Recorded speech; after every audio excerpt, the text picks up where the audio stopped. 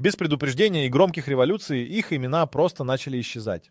В начале 20 века, когда газеты Великобритании, Франции и даже Соединенных Штатов пестрели новостями о королях и королевах Европы, в самом центре Старого континента жила страна, где все было иначе. Там некогда правили представители династии, чьи корни уходили в средние века, и их герб украшал дворцы, печати и даже монеты. Но внезапно, за одно поколение, воспоминания о них словно испарились. В архивах почти не осталось документов. Официальные указы, портреты и даже школы, которые носили их имена, были переименованы. Буквально за одно десятилетие большинство жителей перестало даже вспоминать о монархах. Первым заметил исчезновение профессор местного университета, когда составлял книгу о правителях Европы. Он столкнулся с невероятным в Национальной библиотеке, где хранились тысячи рукописей, не смог найти ни одного труда о местной царской семье, которая, как было известно по иностранным источникам, существовала менее века назад. В сельских церквях, где обычно хранятся родословные, все записи о крещениях, браках и даже смертях представителей династии были аккуратно вырезаны или залиты чернилами. На городских кладбищах надгробия с фамилией монархов вдруг оказались заменены безымянными плитами. Само упоминание о них выпадало из курсов истории в школах. Преподавателей, которые случайно затрагивали тему на лекциях, переводили или увольняли без объяснения причин. Местные истории и фольклор, казалось, тоже были переписаны. Старики, которые еще помнили королевские парады и визиты, вскоре стали объектами насмешек, а после их смерти из уст в уста передавались лишь смутные рассказы о каких-то давних правителях. Молодежь считала монархию частью далекого прошлого, настолько далекого, что сомневались в реальности существования царской линии. Газеты игнорировали любые события, связанные с бывшими монархами. Даже когда несколько лет спустя в столице был найден портрет последнего короля, новость быстро убрали со страниц, а сам экспонат исчез из музея уже на следующий день. Архитектурные памятники, дворцы и часовни переименовывались или перестраивались, стирая любые явные следы когда-то великой королевской семьи.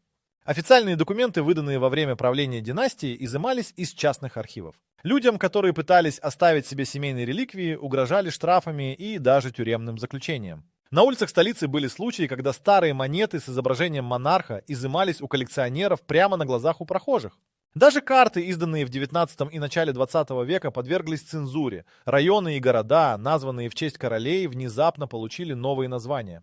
Создавалось такое ощущение, что кто-то последовательно вычищает каждый след существования царской семьи. В университетских архивах, где обычно хранятся рукописи о великих событиях страны, остались только неопределенные намеки. Ни конкретных имен, ни дат, ни описаний. Путешественники из других стран, заинтересовавшись этим феноменом, пытались расспросить местных жителей, но каждый раз сталкивались с равнодушием или даже страхом. Лишь в частных беседах несколько пожилых людей со слезами на глазах вспоминали пышные праздники и выезды монарха, но их рассказы звучали так, будто речь идет об утраченной сказке. Сами потомки королевской семьи, если их можно было отыскать, словно испарились. Не было ни публичных заявлений, ни пресс-конференций, ни даже слухов о том, что кто-то из династии жив. Лишь в некоторых старых дневниках встречались намеки на то, что ближайшие родственники последнего правителя уехали за океан на пароходе в конце первой четверти 20 века, но подтверждений этому не было. И когда казалось, что это исчезновение исчерпало все возможности для расследования, некоторые детали начали всплывать в самых неожиданных местах, заставляя задаваться вопросом, что же в действительности скрывалось за массовым забвением некогда могущественной династии. Загадка намеренного забвения начиналась с документов, которые исчезали не только из государственных архивов. В начале 20-го столетия в столице страны созывается закрытая комиссия, состав которой держат в строжайшем секрете. Протоколы заседаний впоследствии никогда не публиковались, но по воспоминаниям служащих министерств известно. Туда доставляли коробки с личными делами чиновников, список фамилий из родословных книг и старые фотографии членов династии. Офицеры личной королевской гвардии, не желавшие переходить на службу новой власти, бесследно исчезали из домов, а их семьи подвергались допросам. В течение всего одного года местные издательства получили приказ уничтожить тиражи научных работ, где упоминались заслуги монархов в развитии образования и науки, а часть ученых вынужденно эмигрировала, спасаясь от обвинений в монархической пропаганде. В городах и деревнях организовывались собрания, на которых от жителей требовали сдать любые вещи с королевскими символами: ордена, книги, серебряные ложки, юбилейные сувениры. Тех, кто сопротивлялся, заносили в спецсписки и лишали работы в госучреждениях. Даже крестины и свадьбы вынуждали проводить без традиционных молитв о здоровье царствующей фамилии, что ранее было непременным обычаем. Клириков, нарушавших новые инструкции, переводили в отдаленные провинции. Вскоре стали распространяться слухи о таинственной структуре внутри правительства, будто бы созданной исключительно для поиска и уничтожения всего, что может напомнить о прошлом правителе. Архитекторы фиксировали, что при реставрации дворцов рабочие по ночам снимали с фасадов гербы и шлифовали каменные плиты, стирая инициалы монархов. В некоторых старых зданиях даже вырубали из окон витражи с изображениями членов династии и заменяли их на абстрактные узоры. Кураторы музеев получали анонимные указания убрать из экспозиции любые артефакты, связанные с фамилией, а найденные реликвии сразу отправлялись в закрытые фонды. Особое внимание уделялось печати. Издателям газет и журналов рассылались циркуляры, в которых запрещалось публиковать любые упоминания о бывшей королевской семье без согласования с цензурой. Даже заметки о юбилеях или датах смерти монархов попадали под строгий запрет. На радио и в театре исчезали пьесы и передачи, посвященные царскому периоду, а сценаристов и ведущих, осмелившихся шутить про королевскую власть, увольняли молча, без объяснений. В деревнях хранители местных преданий подвергались допросам. Пожилым женщинам, рассказывавшим детям истории о балах и балаганах при дворе, советовали забыть сказки ради спокойствия семей. В школах детям объясняли, что вопросы о монархах табуированы, а воспитателей, допускавших лишние слова, переводили в хозяйственные службы. Ученики, находившие в библиотеках старые книги с портретами королей, обязаны были сдавать находки. Учебники истории переиздавались ежегодно, каждый раз убирая главы о последних десятилетиях царствования. Особую роль сыграли служащие железных дорог и телеграфных контор. Письма на адреса бывших королевских резиденций возвращались отправителям с пометкой «Неизвестно», а станции с монархическими названиями заменили на созвучные, но обезличенные. Туристов, пытавшихся сфотографировать старые замки, задерживали на допрос, а от некоторых путеводителей требовали убрать целые главы о дворцах и усыпальницах. Частные коллекционеры, сохранившие медали, письма и акварели монархов, были вынуждены прятать реликвии в стенах домов или закапывать в саду. Власти организовывали обыски по наводкам соседей. В одном случае вся коллекция семейных писем была изъята у преподавателя гимназии после анонимного звонка. Даже за пределами страны в дипломатических кругах послы отрицали наличие прямых потомков династии, объясняя это разрывом традиций и спецификой национальной памяти. Зарубежные архивисты, приславшие запросы о происхождении последних монархов, получали формальные отписки, документы не сохранились. Прошлое словно растворилось в толстых стенах учреждений. И все же, несмотря на этот тотальный контроль, отдельные следы уникального прошлого не поддавались уничтожению. Маленькие детали продолжали появляться в самых неподходящих местах. Старинная фреска с изображением незнакомого принца, заснятая на чердаке, случайно обнаруженное письмо в старом сундуке, семейная история, всплывшая у иммигрантов в Соединенных Штатах. Именно эти ускользающие следы заставили исследователей бросить вызов молчанию, и поиск только начинался. Когда казалось, что каждый намек на королевскую семью стерт подчистую, ища любые оставшиеся фрагменты, историки и энтузиасты вдруг начали обнаруживать странные, будто случайно забытые детали. Один любопытный преподаватель литературы, разбирая старые шкафы на чердаке школы, наткнулся на кусок гобелена, некогда украшавшего актовый зал. На нем сквозь слой пыли и полувыцветший рисунок угадывался герб с изображением мифической птицы, точно такой же, какой был когда-то на серебряных монетах династии. Но едва находка появилась на фотографии для университетского архива, как ночью в помещение проникли неизвестные, и уже на следующее утро ткань исчезла. В музее при церкви Дальнего Прихода во время реставрационных работ рабочие обнаружили под слоем штукатурки роспись, в которой угадывались силуэты членов королевской семьи. Их лица были стерты, а изображения намеренно покрыты граффити. Кто-то явно не хотел, чтобы они остались видимыми. Местный пастор, желая сохранить находку, сделал несколько фотоснимков, но пленку у него изъяли после приезда комиссии по культуре из столицы. Помещение закрыли для посещения, объяснив это необходимостью провести срочный ремонт. В частном имении у моря старый нестриженный сад оказался хранилищем семейных секретов. Здесь, под корнями дуба, местный мальчик во время игры выкопал коробку с письмами и фотографиями, на которых в кружке стояли мужчины в военной форме и женщины в парадных платьях. Даже без подписи было ясно. Речь идет о людях, чья жизнь была тесно связана с короной. Отец мальчика, испугавшись неприятностей, передал коробку знакомому архивисту, но уже через неделю ее изъяли для хранения в Государственном фонде. В редких сохранившихся книгах по архитектуре начала 20-го столетия встречались упоминания о дворцах и скульптурных ансамблях, создававшихся по заказу высокопоставленного покровителя. Но подлинный заказчик не назывался, вместо имени пустое место или сноска о таинственном благотворителе. При следующем переиздании эти строки заменяли общими фразами, словно никогда и не было такого раздела. По той же схеме исчезали из сборников народных песен строки, где упоминался старый дворец или монаршие имена. Путешественники, прибывавшие из Германии и Франции, иногда отмечали, что в местных гостиницах их удивляли старые надписи на стенах вроде «Добро пожаловать Его Величеству». Хозяева поспешно закрашивали их, объясняя, что это пережитки прошлого, недостойные внимания. В одной из гостиниц французский поэт оставил записи о странной табличке с вензелями на полке над камином. Через несколько недель гостиная исчезла после внезапного пожара, а хозяева надолго уехали в другую страну. Во время ремонтных работ на вокзале рабочие нашли бронзовую пластину с выгравированными инициалами последнего короля. Метка была спрятана внутри стенной ниши, туда явно не попала случайно. Журналисты, услышавшие об этом, попытались опросить рабочих, но тем пригрозили увольнением за разглашение государственной тайны. Пластину вскоре признали несоответствующей эпохе и отправили в склад невостребованных предметов, где она затерялась. Люди, уехавшие из страны вскоре после возникновения новой власти, часто увозили с собой семейные реликвии, письма, броши, книги с надписями членов фамилии.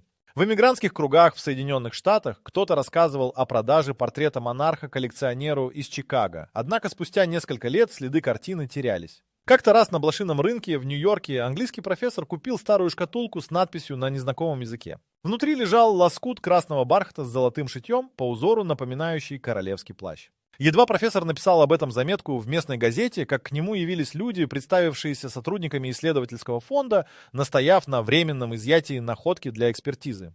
Лоскут так и не вернули. Архивы, попавшие в руки зарубежных ученых, зачастую содержали неясные отсылки, конверты без адреса, вырезанные страницы, обрывки писем, где фамилии были закрашены чернилами. Один исследователь из Канады, анализируя семейное дерево немецкой аристократии, случайно натолкнулся на упоминание брака с исчезнувшей королевской линией. Но вместо дат одни прочерки. Письмо с этим открытием, посланное в историческое общество страны, вернулось с пометкой «неактуально».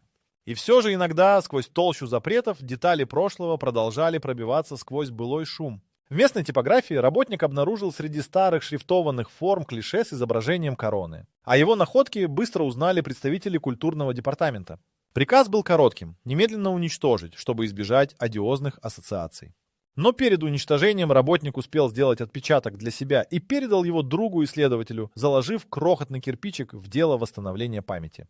Так, несмотря на жестокий контроль, следы династии нельзя было стереть до конца. Маленькие вещи, кусочки ткани, забытые надписи, старые письма продолжали напоминать о чем-то большем. И эти ускользающие от истории детали уже вовлекли в погоню не только историков, но и людей, которые вдруг начали задумываться, а что, если потомки забытой королевской семьи до сих пор где-то рядом? Следы существования потомков исчезнувшей королевской династии чаще всего всплывали там, где меньше всего их ожидали. В маленьких городках на побережье, в темных коридорах университетов и даже за океаном в эмигрантских кварталах Соединенных Штатов порой возникали имена, которые поразительно напоминали вымершую фамилию. В архивах эмигрантских церквей в Бостоне и Нью-Йорке находили метрики о рождении, где крестными выступали люди с чуть искаженными королевскими именами, будто кто-то пытался сохранить прошлое, но не мог позволить себе открытое признание.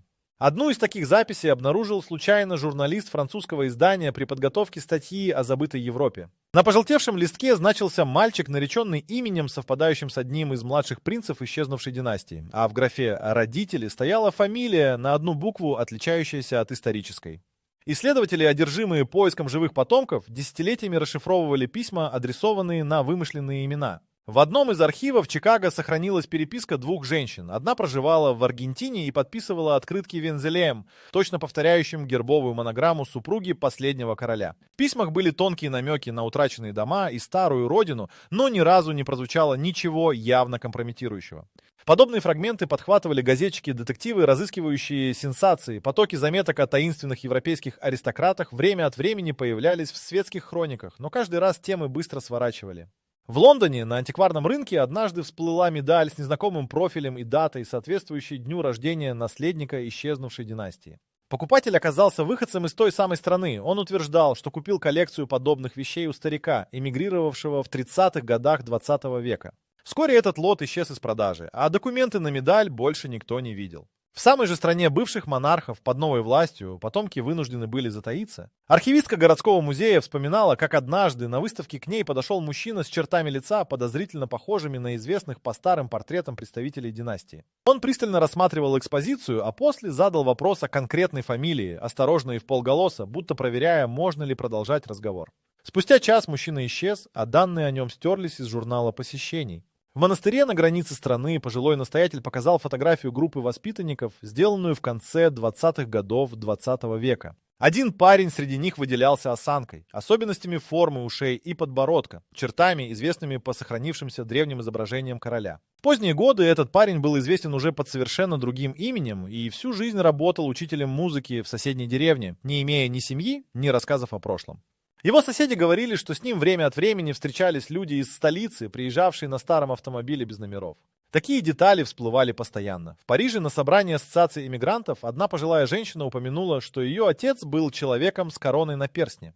При этом она категорически отказалась уточнить детали, а спустя пару месяцев умерла, так и не оставив записи или документов о семейной истории. В Мюнхене профессор-историк, изучавший связи между европейскими династиями, утверждал, что у него был студент, родословная которого уходила в страну без королей, но когда тот начал собирать справки для съезда монархических обществ, внезапно отказался от дальнейших исследований и уехал в неизвестном направлении. На околичных кладбищах по всей Европе встречались могилы с датами и инициалами, подозрительно совпадающими с теми, что исчезли из официальных архивов. На надгробных плитах только инициалы, стилизованные под монаршие монограммы. Иногда возле таких памятников находили свежие цветы, хотя по бумагам там никто не был похоронен. Бывали случаи, когда соседи рассказывали о странных ночных визитерах, одетых в старомодные плащи и шапки, которые оставляли венки на безымянных могилах. В Соединенных Штатах, в Бостоне и Нью-Йорке появлялись рассказы о женщине преклонного возраста, говорившей с акцентом и носившей фамильный перстень с гербом. Ее называли королевской дамой. На приемах она умела поддерживать беседу на 5 языках, но всякий раз, когда разговор заходил о Европе, ее ответ был односложно уклончивым. Она хранила коробку с фотографиями, на которых угадывались интерьеры исчезнувших дворцов. Люди из ее окружения утверждали, она каждую весну исчезала из города на несколько недель, никто никогда не знал, куда и зачем она уезжала. Архивы заграничных университетов периодически выдавали списки студентов с настолько необычными биографиями, что эксперты допускали, кто-то из них был потомком забытых правителей. В то же время любая попытка связаться с этими людьми натыкалась на глухую стену молчания или быстрый отъезд, смену документов и адреса. В Южной Америке, в Аргентине и Бразилии семьи потомков великой европейской аристократии устраивали скромные встречи, где на стол выставлялись посеребренные ложки и семейные портреты без подписей.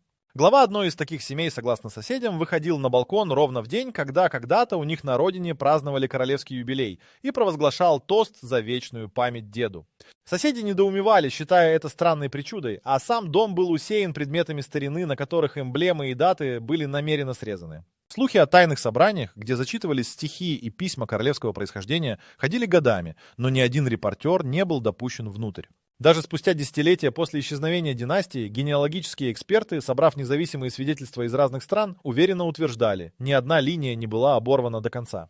Иногда достаточно было одного фото, отпечатка герба на сервировочной салфетке или безымянной надписи в чужом дневнике, чтобы понять, живые потомки короны не растворились в прошлом, но продолжают существовать среди нас, скрываясь в тени, ожидая, когда их история все-таки будет услышана. И именно этот невидимый мост между ушедшей монархией и настоящим однажды приведет к событию, которое перевернет представление о прошлом страны. Когда страна почти забыла все, даже имена, даже лица, даже фамилию, неожиданно весь ход истории переломился там, где никто не ждал, в подвале старого дома, который собирались сносить для постройки автостоянки. Рабочий заметил трещину в стене, а за ней глубоко в кирпичной кладке оказался спрятанный ящик. Внутри сверток из потемневшей кожи, аккуратно перевязанный шелковой лентой, и записка, датированная началом 30-х годов прошлого столетия. Записка гласила, что содержимое передается на хранение следующему поколению, чтобы память о семье не была уничтожена. В кожаном пакете нашлась стопка аккуратно свернутых писем на толстой бумаге с тиснением герба, не замеченного ни на одном из уцелевших документов эпохи. Письма были написаны рукой женщины, подписывавшейся именем, совпадающим с матерью последнего монарха. Внутри подробное описание последних дней во дворце, маршруты бегства, списки тех, кто отправился в изгнание, и даже имена ближайших доверенных лиц. Ни одно из этих имен, ни одна из деталированных дат не совпадали с официальными сведениями, донесенными до наших дней. В свертке лежала и фотография. Группа людей на ступенях здания, мужчины в парадных мундирах и женщины в длинных атласных платьях. На обороте был набросок родословного древа с точными датами рождения и смерти, а дальше пометки карандашом: ушли на юг, поехали в Америку, остался под другим именем. Почерк выдавал спешку и страх, но все-таки наследники не просто исчезли, они, как оказалось, подготовились оставить о себе след. Находка мгновенно разошлась по местным музеям и библиотекам, где сотрудники сначала не могли поверить в подлинность документов. Провели химический анализ чернил и бумаги, сравнили почерк с сохранившимися письмами из коллекций частных архивов иммигрантов во Франции и Германии, сверили подписи с вклеенными вкладышами в дореволюционных книгах. Каждый этап подтверждал: найденные письма и фотографии не подделка, все подлинно. Самое важное, упомянутые имена детей, покинувших страну, совпадали с теми, что десятилетиями всплывали в архивах Соединенных Штатов, Аргентины, даже Канады. Открытие вызвало цепную реакцию. В прессе, до этого молчавшей, стали появляться короткие заметки. Возможно, найдены следы исчезнувшей династии. Историки проверяют уникальные документы. Вскоре несколько потомков иммигрантов заявили, что в их семьях хранятся сходные письма, с теми же подписями, теми же гербами и даже с описаниями украшений и предметов, которые без труда идентифицировали с помощью новых находок. В Национальном музее созвали выставку, посвященную тайне исчезнувшей королевской семьи. На витринах появились уцелевшие реликвии, медальоны, брошюры с монаршими вензелями, записи о крещениях и даже репродукция того самого свертка кожаной ленты. Группы школьников и студентов стояли в очередях, чтобы увидеть воочию детали, которые долгие десятилетия скрывали от общественности. Экспозицию сопровождали записи голоса женщины с пленки, предположительно принадлежавшей потомку династии, найденной в эмигрантских архивах Канады. Она читала строки из писем, написанные накануне бегства, описывая детали дворцовой жизни и надежду на сохранение памяти. В ходе международных консультаций выяснилось, что даже за границей люди хранили уникальные предметы. В Бостоне выставили портрет, ранее считавшийся безымянным, который теперь на 100% идентифицировали как изображение младшего принца. В Чикаго оказался сундук с сервизом, каждая чашка которого носила гравировку с девизом, упоминавшимся лишь в найденных письмах. Министерство культуры страны вынуждено было официально признать находку частью национального наследия. В университетах открылись новые курсы по эпохе забытой монархии, по всей стране прошли выставки, круглые столы, публиковались интервью с потомками эмигрантов. Люди, десятилетиями жившие под вымышленными именами, наконец смогли без страха говорить о своем прошлом. Газеты печатали фото людей, в чьих чертах узнавались линии исчезнувших королей. Самое удивительное произошло, когда однажды в маленьком городке, где был найден кожаный сверток, на праздник пришла пожилая женщина с перстнем на руке. Ее лицо совпадало с юной девушкой на найденной фотографии. Не дав никаких интервью, она лишь оставила в музее коробку с еще одним пакетом писем.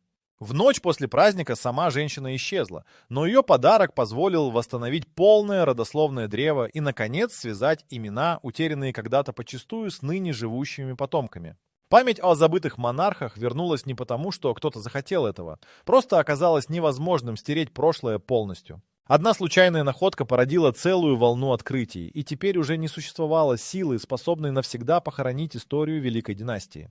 Сейчас каждый, кто идет по улицам города, легко может пройти мимо потомка когда-то забытой королевской семьи и даже не догадаться об этом, ведь история возвращается в самых неожиданных деталях.